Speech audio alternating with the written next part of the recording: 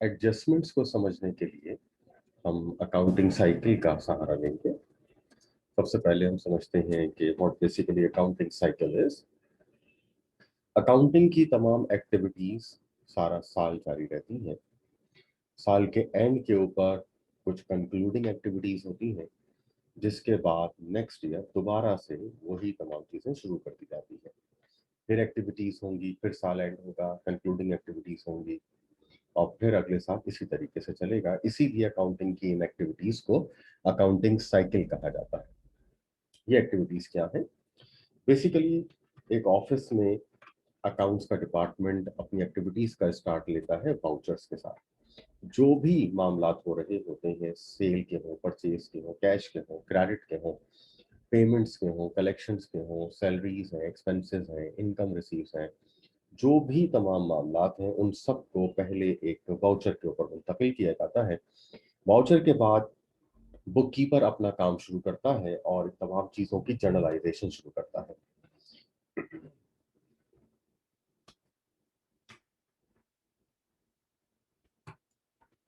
Journal entries बनाएगा और जो भी एक्टिविटीज हैं उनको उनके रिस्पेक्टिव जर्नल के अंदर शिफ्ट करेगा। वाउचर्स के बाद जो जर्नलाइजेशन होती है, इसके लिए मुख्तलिफ जर्नल्स इस्तेमाल होते हैं, जिनको बुक्स ऑफ प्राइम एंट्री भी कहा जाता है। जो सेल्स की क्रेडिट ट्रांजेक्शंस हैं मर्चेंडाइज की, वो सेल जर्नल में जाती हैं। जो क्रेडिट परचेजेस हैं मर्चेंडाइज की, वो परचेज जर्नल में चली जाती हैं। कैश की तमाम ट्रांजेक्शंस कैश बुक में जाती हैं। इसी तरह रिटर्न डे बुक होती हैं। और जो एंट्रीज इन तमाम जर्नल्स में जगह नहीं बना पाती हैं, वो तमाम एंट्रीज को फिर जर्नल में डाल दिया जाता है। ये तमाम एंट्रीज रिकॉर्ड करने के बाद फिर इनको समराइज करने के लिए लेजर का मरहला आता है और लेजर्स प्रिपेयर किए जाते हैं। ये लेजर्स टी फॉर्म में भी हो सकते हैं, ये स्टैंडर्ड फॉर्म में भी हो सकते हैं, ये सेल बैलेंसिंग फॉर्म में भी हो सकते हैं, स्केलेटन फॉर्म में भी हो सकते हैं। ये लेजर्स बनाने का बुनियादी मकसद तमाम एक्टिविटीज को समराइज करना है और उनके एंडिंग बैलेंसेस को पता करना है। जर्नल लेजर्स के बाद इन तमाम बैलेंसेस को एक जगह के ऊपर मुंतकिल करके एक्यूरेसी ऑफ अरिथमेटिक्स को चेक किया जाता है, जिसके लिए ट्रायल बैलेंस बनाया जाता है। ट्रायल बैलेंस बनाने का बुनियादी मकसद सिर्फ और सिर्फ डेबिट और क्रेडिट के बैलेंसेस को चेक करना है कि क्या वो सब बराबर है। लेकिन इसका ये मतलब कतई नहीं होता कि गलतियां भी नहीं है। ट्रायल बैलेंस का बराबर आ जाना इस बात की मुकम्मल तौर से ऑथेंटिसिटी नहीं देता कि जो तमाम जर्नलाइजेशन हुई है, जो लेजर पोस्टिंग हुई है, वो बिल्कुल ठीक भी है। लेकिन इनसे एक बात पता चल जाती है कि डेबिट और क्रेडिट इस वक्त बराबर है, लेकिन गलतियों के इम्कान इसके बाद भी रहते हैं। ट्रायल बैलेंस बनाने के बाद साल एंड के ऊपर कुछ चीजों के अंदर तब्दीली दरकार होती है। जो चीजें ऑलरेडी रिकॉर्ड हुई हैं and when they were recording at the time of recording, वो बिल्कुल ठीक थी, but due to the lapse of time, passage of time, वक्त गुजरने के बाद अब उनमें कुछ तब्दीली दरकार है। उन तब्दीलियों को जब हम करते हैं तो उनके लिए हमें एंट्रीज को, रिकॉर्डेड एंट्रीज को एडजस्ट करना पड़ता है। इसके लिए जो चीज़ हम बनाते हैं उनको हम एडजस्टमेंट्स कहते हैं या एडजस्टिंग एंट्रीज कहते हैं। यही वो चीज़ है जिसको अभी हम इस लेक्चर में तफसील से जानने की कोशिश करेंगे। एडजस्टमेंट्स जब हम कर लेते हैं तो एडजस्टमेंट्स करने के बाद जो ट्रायल बैलेंस है उसमें तब्दीली हो गई है। अब लेजर्स जो है वो अपडेट करना होगा और लेजर्स जब अपडेट होंगे तो ट्रायल बैलेंस अपडेट होगा। तो अब जो हमारे पास एक दोबारा से ट्रायल बैलेंस आएगा उसको हम कहेंगे adjusted trial balance. Adjusted trial balance के बाद अब हमें साल को एंड करना है, कंक्लूड करना है, तो अब हम क्लोजिंग प्रोसेस की तरफ जाएंगे। Closing process basically in A accounting version of income statement. Income statement is basically for those who have as little or no knowledge of accounting.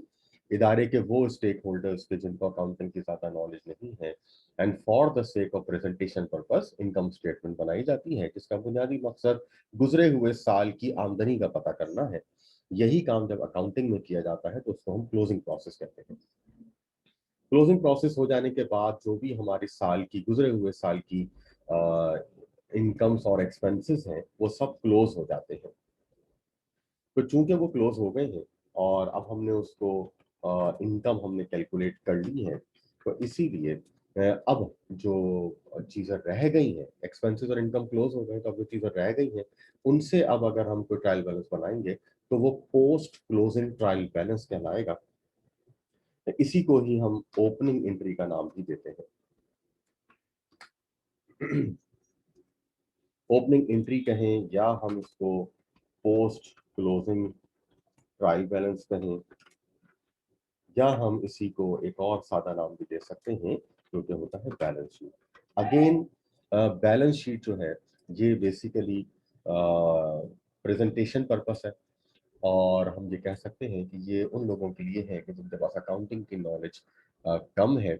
Accounting में अकाउंटिंग प्रोसेस को कंप्लीट करने के लिए हम opening entry बनाते हैं और presentation purpose के लिए हम बैलेंस शीट बनाते हैं, और यहीं से फिर हमारे दूसरे साल का आगाज हो जाता है। और चूंकि हम एडजस्टमेंट्स कर चुके हैं और एडजस्टमेंट्स के अंदर कुछ नॉन फाइनेंशियल ट्रांजेक्शंस भी हमने रिकॉर्ड की हुई हैं, तो उसके लिए फिर हमें रिवर्सिंग एंट्रीज भी बनानी होती है। इस तरह से हमारा अकाउंटिंग साइकिल कंप्लीट हो जाता है और नेक्स्ट ईयर फिर यहाँ वाउचर से चीजें शुरू हो जाती हैं, और फिर जनरलाइजेशन, लेजर, ट्रायल बैलेंस बनते हैं, जिसके बाद फिर एडजस्टमेंट का दोबारा वक्त आता है, जिसके बाद एडजस्टेड ट्रायल बैलेंस बनेगा, फिर क्लोजिंग प्रोसेस के जरिए इनकम स्टेटमेंट या इनकम को कैलकुलेट किया जाएगा, जिसके बाद पोस्ट क्लोजिंग ट्रायल बैलेंस, जिसको हम आम लोगों में बैलेंस शीट ओपनिंग एंट्री कहते हैं, वो बनाया जाएगा। और अगेन अगर कोई नॉन फाइनेंशियल ट्रांजेक्शन हुई हैं तो फिर रिवर्सिंग एंट्रीज बनाई जाएंगी। अब इसमें हम तफसील जानने की कोशिश करेंगे एडजस्टमेंट्स की। एडजस्टमेंट्स क्यों की जाती हैं इसको समझने के लिए हम एक एग्जाम्पल यहाँ पर ले लेते हैं, छोटी सी इलस्ट्रेशन करते हैं, और इससे हम समझते हैं कि why we are in need of adjustment. For example, company has paid rupees 80,000 for 4 months rent in advance on December 1st 2018। तो कंपनी ने जो है 4 महीने का रेंट अदा कर दिया है, और जब भी 4 महीने का रेंट अदा किया है तो यकीनन इसको रिकॉर्ड किया जाएगा। इसको रिकॉर्ड जब हम करेंगे तो December 1st को हमें यहाँ पर एक एंट्री पास करनी होगी, और ये एंट्री यकीनन रेंट के लिहाज से हमने रेंट पे किया है, तो हम इसको यहाँ पर एक्सपेंस भी रिकॉर्ड कर सकते हैं, और एज एन एसेट हम इसको प्रीपेड भी रिकॉर्ड कर लेते हैं। Let's start with rent expense. हमने इसको रेंट एक्सपेंस के तौर पे रिकॉर्ड किया, तो rent expense debit and cash credit by ₹80,000। So rent is recorded. ठीक है, नरेट कर देते हैं इसको, to record payment of rent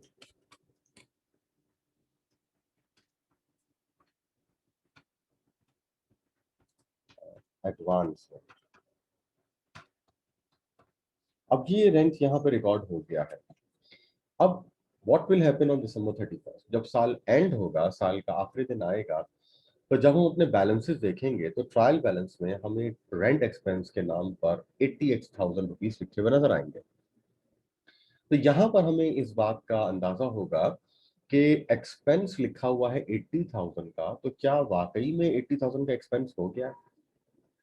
जब हम इसको डिटेल जानेंगे तो हमें अंदाजा होगा कि ये तो 4 महीने का एडवांस रेंट था, और जो कि दिसंबर की पहली तारीख को पे किया गया था, और आज अब अगर December 31st है तो यकीनन ये पूरे 4 महीने का अभी एक्सपायर नहीं हुआ, इसमें अभी 3 महीने का एडवांस बाकी है, जबकि हमारा जो ट्रायल बैलेंस है वो पूरे 4 महीने का एक्सपेंस शो कर रहा है, जिसमें यकीनन जो है सही पिक्चर सामने नहीं आ रही है। इस 80,000 के एक्सपेंस में अभी 60,000 का प्रीपेड बाकी है, तो हमें अब उसको रिकॉर्ड करना होगा। तो यहाँ पर अब हमें प्रीपेड 60,000 रिकॉर्ड करना होगा और रेंट एक्सपेंस को 60,000 डिक्रीज करना होगा, क्योंकि रेंट एक्सपेंस जो है वो इस वक्त सिर्फ 20,000 का है। तो इट मीन्स कि प्रीपेड को रिकॉर्ड करने के लिए हम प्रीपेड रेंट को यहाँ पर डेबिट करेंगे, और ये हम करेंगे 60,000 से क्योंकि इस वक्त हमारा जो एडवांस है वो 60,000 है, जबकि रेंट एक्सपेंस को हम इसी अमाउंट से डिक्रीज कर देंगे, क्योंकि इतना जो है वो हमारा भी एक्सपेंस नहीं हुआ। तो ये बेसिकली हमने क्या किया, यहाँ पर हमने इसको एडजस्ट कर दिया, to adjust rent expense account. हमने यहाँ पर रेंट एक्सपेंस को एडजस्ट कर दिया है। तो देखिए हमें यहाँ पर एडजस्ट करने की जरूरत पड़ गई। अब चूंकि एडजस्ट करने की जरूरत पड़ गई है, तो इसीलिए हमने यहाँ पर ये एडजस्टिंग एंट्री बनाई। सो हमें ये बात समझ में आई कि जब हम कोई चीज रिकॉर्ड करते हैं तो बाद में उसके अंदर एडजस्टमेंट दरकार हो सकती है। इसी तरीके से अगर हम गौर करें तो ये बात ध्यान में आ सकती है कि अगर हम पहले ही इसको प्रीपेड रिकॉर्ड कर लेते, ओके फाइन, तो इसको भी देख लेते हैं कि अगर eight the time of payment, चूंकि हमने एडवांस पे किया था, तो हम उसी वक्त ही इसको प्रीपेड रिकॉर्ड कर सकते थे। तो प्रीपेड रेंट डेबिट और cash credit, so it is very fine, हमने इसको यहाँ पर एडवांस के तौर पर रिकॉर्ड कर लिया है। So advance is recorded. Again हमने यहाँ पर जो पेमेंट की थी उसको एक दफा फिर रिकॉर्ड करके देखा हमने यहाँ, अब इस दफा एडवांस के तौर पर यानी एसेट के तौर पर रिकॉर्ड कर लिया। Now what will happen on December 31st? December 31st को जब हम एक दफा फिर देखेंगे तो हमें यहाँ पर फिर तब्दीली की गुंजाइश नजर आएगी। और वो किस तरह से? वो इस तरह से कि जब हम अपने ट्रायल बैलेंस को देखेंगे तो वहां पर हमें 80,000 का प्रीपेड दिख रहा होगा, जबकि आज एक महीना गुजर गया है, अब 80,000 प्रीपेड नहीं रहा, इसमें से 20,000 का एक्सपेंस हो चुका है, जबकि ट्रायल बैलेंस से पूरा 80,000 का एडवांस नजर आ रहा है। तो इसका मतलब ये हो गया कि अगेन अभी तो प्रीपेड रेंट अकाउंट है, इसके अंदर एडजस्टमेंट दरकार है, हमें इसको डिक्रीज करना है। ये प्रीपेड इस वक्त 80 नहीं 60 है, यानी हमें इसको 20,000 से डिक्रीज करना है। तो जब 20,000 से डिक्रीज करेंगे तो ये 20,000 एक्सपेंस के तौर पर शो होगा, तो हम रेंट एक्सपेंस को डेबिट कर देंगे और प्रीपेड रेंट को हम क्रेडिट कर देंगे, और ये काम हम 20,000 से करेंगे। इससे क्या होगा कि हमारा 20,000 का एक्सपेंस नजर आना शुरू हो जाएगा कि रेंट एक्सपेंस 20,000 है, जबकि प्रीपेड रेंट जो कि हमने यहाँ पर 80,000 लिखा हुआ था, अब वो प्रीपेड क्रेडिट होकर ये 80 और ये 20 जब माइनस होंगे तो आंसर वही 60,000 आएगा। तो देखिए कि हम जैसी भी रिकॉर्डिंग करेंगे during the year, at the end of the session हमें एडजस्टमेंट दरकार होगी, हमें चीज़ों को एडजस्टमेंट करनी ही पड़ेगी। यानी ये मुमकिन नहीं है कि हम ड्यूरिंग द सेशन ही कुछ ऐसी एंट्री बना पाएं कि जिससे फिर एडजस्टमेंट दरकार ना हो, हमें एट द एंड ये काम करना ही पड़ेगा। तो हमें ये बात कॉन्सेप्ट तो समझ में आ गया कि why we are in need of adjustment. हम ये बात अब समझ चुके हैं कि जो एडजस्टमेंट है ये साल के एंड पर दरकार होती ही है, और तकरीबन कोई 7 जगह ऐसी हैं कि जहां पर हमें ये एडजस्टमेंट दरकार होती है, जिसमें से एक अभी हमने देखी कि प्रीपेड के केस के अंदर। तो अगर हम देखें तो टोटल 7 जगहों के ऊपर हमें एडजस्टमेंट रिक्वायर्ड हो सकती है। इन 7 जगहों में हम सबसे पहले देखेंगे एंडिंग स्टॉक को। एंडिंग स्टॉक की जो हम यहाँ पर बनाने जा रहे हैं ये बेसिकली एक क्लोजिंग प्रोसेस है ये, और इसमें हम एंट्री बनाएंगे मर्चेंडाइज इन्वेंट्री डेबिट, और ये जो मर्चेंडाइज है ये एंडिंग है, ये एंडिंग को बेसिकली यहाँ पर लिया जा रहा है। तो मर्चेंडाइज इन्वेंट्री डेबिट हो गया, और एक्सपेंस एंड रेवेन्यू समरी को हम क्रेडिट करेंगे, एक्सपेंस एंड रेवेन्यू, जो भी अमाउंट सवाल में मौजूद होगा ये यकीनन उससे ही हम यहाँ पर इसको रिकॉर्ड करेंगे। इसके बाद एक और हम देखते हैं जो कि है accrued expense. Accrued expense means कि अगर सवाल में आउटस्टैंडिंग का लफ्ज इस्तेमाल हो रहा है एक्सपेंस के साथ, इसी तरीके से अगर अनपेड का लफ्ज इस्तेमाल हो रहा है किसी एक्सपेंस के लिए, इसके अलावा पेबल के लफ्ज से भी इसको किया जा सकता है। तो ये मुख्तलिफ नामों से अक्रूड एक्सपेंस वहाँ पर शो हो सकता है। तो इनमें से कोई भी हो हमें उसको अब यहाँ पर लिखना होगा, और मिसाल के तौर पर रेंट एक्सपेंस डेबिट और प्रीपेड रेंट क्रेडिट, जो भी अमाउंट हमें वहां पर अप्रूव दिया हुआ हो उसके जरिए हम यहाँ पर इसको रिकॉर्ड करेंगे। जो लफ्ज यहाँ पर रेंट का इस्तेमाल किया गया है, ये रेंट का लफ्ज ऑब्वियसली कुछ भी हो सकता है। रेंट के अलावा ये सैलरी में भी अप्रूव हो सकता है, कमीशन में भी अप्रूव हो सकता है, इंटरेस्ट में भी हो सकता है। अगर ये सैलरी के लिए तो हम एंट्री बनाएंगे सैलरी एक्सपेंस डेबिट और salary payable credit, rent payable. इसी तरीके से अगर इंटरेस्ट है तो हम एंट्री बनाएंगे इंटरेस्ट एक्सपेंस डेबिट और इंटरेस्ट पेएबल क्रेडिट। तो कोई भी हेड हो, एंट्री बहरहाल यही बनेगी, एक्सपेंस डेबिट और पेएबल क्रेडिट। अक्रूड एक्सपेंस के अलावा हम यहाँ पर अक्रूड इनकम को भी एडजस्ट करते हैं। अक्रूड इनकम की भी बनेगी हमारे पास, लाइक के आउटस्टैंडिंग का लफ्ज अगर इनकम के साथ इस्तेमाल हो जाए, पहले ये एक्सपेंस के साथ इस्तेमाल हुआ था, अब ये इनकम के साथ इस्तेमाल हो रहा है, या रिसीवेबल का लफ्ज इस्तेमाल हो रहा है, तो ये वो लफ्ज होंगे कि जिसके लिए फिर हमें अक्रूड इनकम की एंट्री बनानी पड़ सकती है। यानी कि हमारी वो इनकम है जिसकी सर्विस हम प्रोवाइड कर चुके हैं but collection is not made yet, अभी तक हमें उसके पैसे नहीं मिले हैं। फॉर एग्जाम्पल ये रेंट का मामला है तो हम यहाँ पर एंट्री बनाएंगे, रेंट रिसीवेबल डेबिट हो जाएगा और रेंट इनकम हम क्रेडिट कर देंगे। जो भी अमाउंट यहाँ पर दिया हुआ होगा उससे हम उसकी एंट्री बनाएंगे। चौथी जगह जहां हमें एडजस्टमेंट दरकार हो सकती है वो है डेप्रिसिएशन, यानी वो अमाउंट जिससे हम अपने एसेट्स को रैशनलाइज करते हैं। क्योंकि बैलेंस शीट के ऊपर जब हम अपने फिक्स एसेट शो करते हैं तो वो हमेशा हिस्टोरिकल कॉस्ट के ऊपर यानी परचेज प्राइस के ऊपर शो करते हैं, तो उनको रैशनलाइज करना जरूरी होता है ताकि बैलेंस शीट सही पिक्चर शो कर सके। तो उसके लिए भी हम यहाँ पर एडजस्टमेंट उसके लिए लेते हैं। इसकी एडजस्टमेंट बनेगी डेप्रिसिएशन एक्सपेंस डेबिट और allowance for depreciation credit. Allowance की जगह लफ्ज एक्यूमुलेटेड का भी इस्तेमाल किया जा सकता है, एक्यूमुलेटेड डेप्रिसिएशन। बिल्कुल इसी तरीके से बैड डेट्स के लिए भी हम यहाँ पर एडजस्टमेंट करते हैं।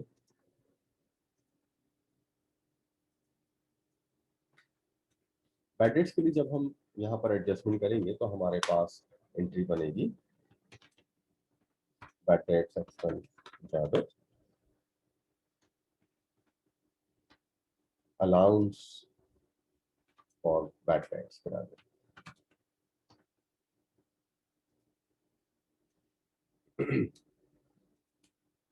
एंट्री बनाते हुए बैड डेट्स की हम हमेशा ख्याल रखेंगे कि वो इनकम स्टेटमेंट अप्रोच है या बैलेंस शीट अप्रोच है। अगर इनकम स्टेटमेंट अप्रोच है तो इसका मतलब ये हो गया कि सेल्स के ऊपर परसेंटेज लग रही होगी, तो जो भी दिया हुआ होगा लाइक 4% ऑफ सेल्स दिया हुआ है या 5% ऑफ नेट सेल दिया हुआ है या 10% ऑफ नेट क्रेडिट सेल दिया हुआ है, ये सब इनकम स्टेटमेंट अप्रोच है। और इसमें जब हम एंट्री बनाते हैं तो जो परसेंटेज लगाकर अमाउंट आ रहा है उसी से ही एंट्री पास कर दी जाती है। इसका एक और तरीका होता है जिसको हम बैलेंस शीट अप्रोच कहते हैं। बैलेंस शीट अप्रोच में परसेंटेज जो है वो बेसिकली अकाउंट रिसीवेबल पर अप्लाई होती है, यानी डेटर्स के अमाउंट के ऊपर हम अप्लाई करते हैं। तो जब हमें डेटर्स के अमाउंट के ऊपर परसेंटेज अप्लाई करेंगे, let's say 7% of account receivable, तो अकाउंट रिसीवेबल का 7% निकालने के बाद फिर हमें ट्रायल बैलेंस को already recorded allowance of bad debts को चेक करना होता है। अगर already recorded allowance of bad debts credit में है तो 7% ऑफ अकाउंट रिसीवेबल से जो अमाउंट आएगा उसमें से उसको माइनस करेंगे, और अगर डेबिट में है तो हम उसको प्लस करेंगे और फिर वो एंट्री यहाँ पर आएगी। जबकि डेप्रिसिएशन में ऐसा कोई मामला नहीं है। डेप्रिसिएशन में जो भी अमाउंट एडजस्टमेंट दिया हुआ है, ट्रायल बैलेंस को देखे बगैर हम उसी अमाउंट से ही यहाँ पर एंट्री बनाएंगे। इससे पहले हमने अक्रूड एक्सपेंस में यहाँ पर बनाया, हमें ट्रायल बैलेंस देखने की जरूरत नहीं है। रेंट रिसीवेबल, इसमें भी ट्रायल बैलेंस देखने की जरूरत नहीं है। बिल्कुल यही केस एंडिंग स्टॉक का है। इसका मतलब ये हो गया कि ये जो पहली 4 एंट्रीज है, ending stock, accrued expense, accrued income और डेप्रिसिएशन, इसमें हमें ट्रायल बैलेंस को देखने की जरूरत नहीं होती। ट्रायल बैलेंस से किसी चीज को एडजस्ट करने की जरूरत नहीं होती है, और जो भी अमाउंट एडजस्टमेंट में कहा जा रहा होता है बस उसी से ही हम अपनी एंट्री बना देते हैं। जबकि बैड डेट्स में हमें एडजस्टमेंट करनी पड़ती है, खासतौर से जब बैलेंस शीट अप्रोच सीधी हो। नेक्स्ट हमारे पास है, अगर प्रीपेड सवाल में दिया हुआ हो, प्रीपेड मतलब एडवांस पेमेंट अगर हमने कोई की भी है इसी तरीके से कोई अनएक्सपायर्ड अमाउंट है तो भी हमें उसको एडजस्ट करना पड़ेगा। इसी तरीके से सप्लाईज का कोई अनयूज हमारे पास मौजूद है तो भी हम यहाँ पे लिखेंगे। ये तमाम चीजें जब भी आएंगी तो हमें यहाँ पर प्रीपेड को एडजस्ट करना ही पड़ेगा। और इसके लिए हमारे पास दो ऑप्शन हो सकते हैं, ये डिपेंड करता है कि हमने ट्रायल बैलेंस में क्या रिकॉर्ड किया हुआ है। अगर ट्रायल बैलेंस में ऑलरेडी रेंट एक्सपेंस रिकॉर्ड हुआ हुआ है, जैसा कि हमने अपनी सैंपल एक इलस्ट्रेशन की थी कि ये है हमारा ट्रायल बैलेंस के, और हमने जब इनिशियल रिकॉर्ड किया तो कैसे रिकॉर्ड किया। अगर इनिशियल हमने रिकॉर्ड किया था एक्सपेंस में तो हमने फिर एक्सपेंस को क्रेडिट किया और प्रीपेड को डेबिट किया। जबकि हमने यहाँ पर ये भी देखा था कि जब प्रीपेड हमने इनिशियली रिकॉर्ड किया तो फिर प्रीपेड को क्रेडिट कर दिया और एक्सपेंस को डेबिट कर दिया। तो इसका मतलब ये हो गया कि ये जो एंट्री है एडवांस पेमेंट की, ये दो लफ्जों के दरमियान घूमती है, एक है एक्सपेंस और दूसरा है प्रीपेड। जो चीज इनिशियली रिकॉर्ड हुई भी है वो क्रेडिट होगी और दूसरी चीज जो है वो डेबिट हो जाएगी। लाइक अगर एक्सपेंस इनिशियली रिकॉर्ड हुआ है तो एक्सपेंस अब क्रेडिट होगा और प्रीपेड जो है वो डेबिट हो जाएगा। तो हमारे पास प्रीपेड या एडवांस पेमेंट को रिकॉर्ड करने के इसका मतलब दो ऑप्शंस होते हैं। पहला ऑप्शन, अगर एक्सपेंस पहले रिकॉर्ड हुआ हुआ है तो अब हम एक्सपेंस को क्रेडिट करेंगे, तो प्रीपेड को हम डेबिट करेंगे, लाइक प्रीपेड रेंट डेबिट और रेंट एक्सपेंस क्रेडिट। और अगर इसके बरखिलाफ हमने काम किया हुआ है, यानी हमने पहले प्रीपेड को रिकॉर्ड किया हुआ है इनिशियली, तो हमें फिर एक्सपेंस को डेबिट करना होगा, रेंट एक्सपेंस डेबिट होगा और प्रीपेड रेंट क्रेडिट होगा। तो ये जो एडवांस पेमेंट की एंट्री है ये बेसिकली ट्रायल बैलेंस को देखकर बनती है। ट्रायल बैलेंस में जो भी चीज मौजूद होगी उसको हमें यहाँ पर क्रेडिट करके एंट्री बनानी होगी। बिल्कुल इसी किस्म का मामला अनअर्न के लिए भी है। अनअर्न मतलब एडवांस कलेक्शन, यानी हमने अमाउंट रिसीव कर लिया है, amount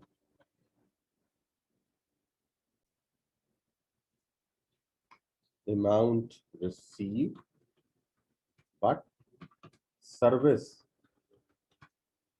yet to be rendered।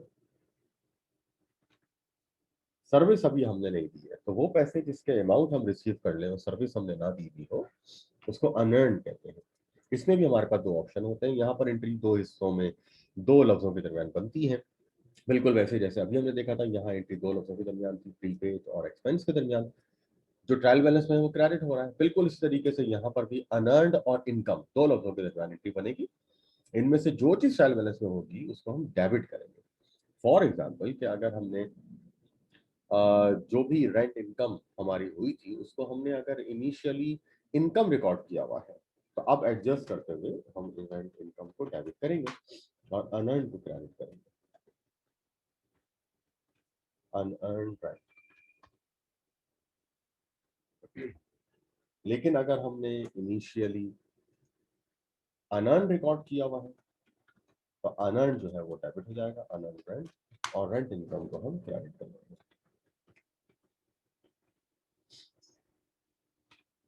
तो ये जो हमारे पास प्रीपेड और अनअर्न्ड है इसमें हमें ट्रायल बैलेंस को कंसल्ट करना पड़ता है। ट्रायल बैलेंस में हम कंसल्ट करके एंट्री बनाते हैं। तो बुनियादी जो हमें याद रखनी पड़ेगी वो ये कि प्री पेज के अंदर दो लफ्ज हैं, प्रीपेड और एक्सपेंस। इनमें से जो चीज ट्रायल बैलेंस में होगी उसको क्रेडिट करेंगे, दूसरे को डेबिट करेंगे।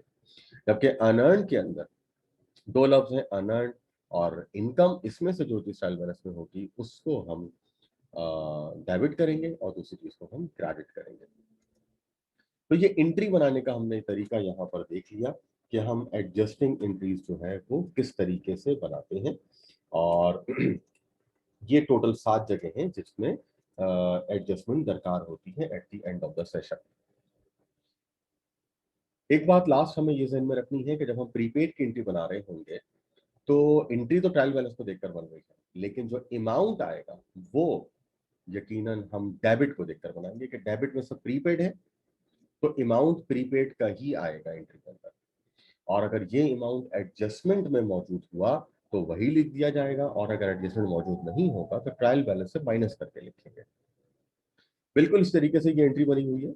ये एडजस्टमेंट एंट्री बन गई है, ये ट्रायल बैलेंस को देख कर बनी है, लेकिन इसमें जो अमाउंट आएगा वो डेबिट का आएगा। अब डेबिट में सब एक्सपेंस मौजूद है। अब हम इसको चेक करेंगे एडजस्टमेंट डाटा के अंदर। अगर एडजस्टमेंट डाटा में रेंट एक्सपेंस मौजूद हुआ तो हम उसी अमाउंट से यहाँ एंट्री पास कर देंगे, दोनों डेबिट और क्रेडिट। लेकिन अगर रेंट एक्सपेंस एडजस्टमेंट डाटा में नहीं हुआ तो हम ट्रायल बैलेंस में जो रेंट है और जो एडजस्टमेंट डाटा में जो रेंट है, इन दोनों को माइनस करके एंट्री पास करेंगे। बिल्कुल यही मामला अनर्न का है कि एंट्री तो ट्रायल बैलेंस को देखकर बनेगी, लेकिन अमाउंट जो है वो क्रेडिट को देखकर आएगा। अब क्रेडिट में इस वक्त अनर्न है, तो अब हम अनर्न को देखेंगे कि वो एडजस्टमेंट डाटा में है। अगर है तो वही लिख देंगे, डेबिट और क्रेडिट दोनों में। लेकिन अगर अनर्न एडजस्टमेंट डाटा में नहीं है तो फिर हम ट्रायल बैलेंस में मौजूद रेंट को एडजस्टमेंट मौजूद रेंट से माइनस करके यहाँ पर डेबिट और क्रेडिट में लिखेंगे। तो ये हमने मुख्तलिफ एंट्रीज यहाँ पर देखी और हमने ये समझने की कोशिश की कि what basically adjustment is all about, किस तरीके से बनती है, क्यों बनती है एडजस्टमेंट, और अकाउंटिंग साइकिल में इसकी पोजीशन क्या है, इसको हमने यहाँ पर अंडरस्टैंड किया।